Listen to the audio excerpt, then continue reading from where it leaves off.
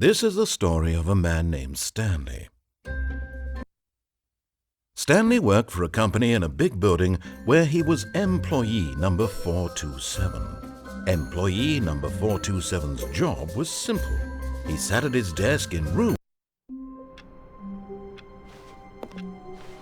All of his co-workers were gone. What could it mean? Stanley decided to go to the meeting room. Perhaps he had simply missed a memo.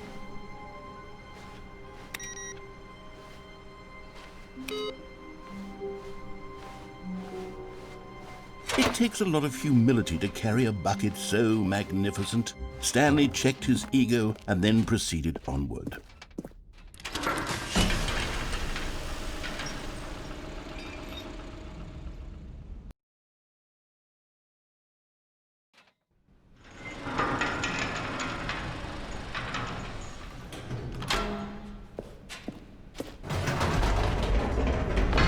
You see, Stanley, I've been reflecting on the Stanley Parable and about how roundly disappointing this ultra-deluxe version has turned out to be. The original Stanley Parable was a landmark, and any new content for it should live up to that legacy. So forget this ultra-deluxe nonsense. I say we take it one step even further. Which is why I'm very proud to announce for the first time ever, the Stanley Parable 2.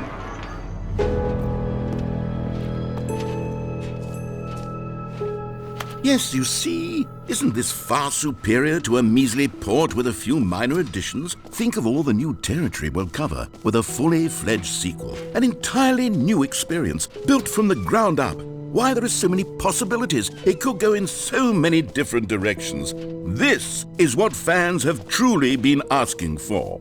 Now, to be clear, I haven't quite nailed down what exactly the Stanley Parable 2 is going to be, but let's take a look at some of the features I've been developing for it. I figure that if I can loosely organize a handful of interesting concepts, that surely the game will sort of naturally spring up around them. Here we are. Go on, try out some of the new features.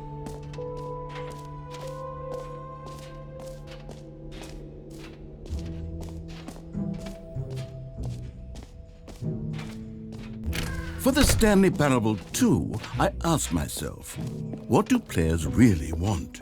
And of course, the first and most obvious answer is that they want to be individually recognized. Sorry, I should have clarified. Right now, the button only says the name Jim. But of course, in the final game, this button will say your name, whatever name that is.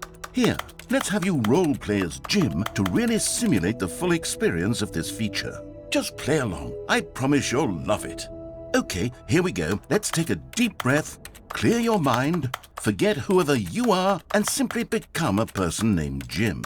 Jim. Whoa, hold on. I wasn't finished setting up the backstory. If you don't properly roleplay as Jim, then you'll never understand the impact of this button. Otherwise, it's just a stupid button that says somebody else's name. Okay, we're doing it again, and this time let me finish first. Now, allow yourself to become Jim. Jim. All right, fine, whatever. It's just a meaningless button that says Jim. Are you happy now? Get out of here. I'm done with this button. Why don't you go humiliate me in front of a different feature that I worked very hard on?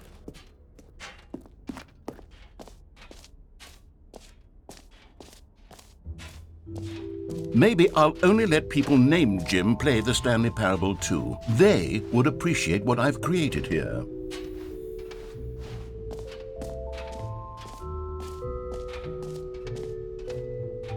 You know what? Let's bring the jump circle back for Stanley Parable 2 as well. It's a... Oh, wait. You already spent all your jumps the first time we saw the jump circle? Oh well. I suppose it can just be a nice decorative piece then. Now here's something special. You remember that broken test trophy that got left in the game on accident? Well, I'm developing a technology to simply give you the trophy. Yes. You see, you'll come to this lever, and when you pull it, the trophy will be given to you. It's as simple as that. As you can see, the machine is not working yet since... Wait, what in the holy hell is going on? You got the trophy?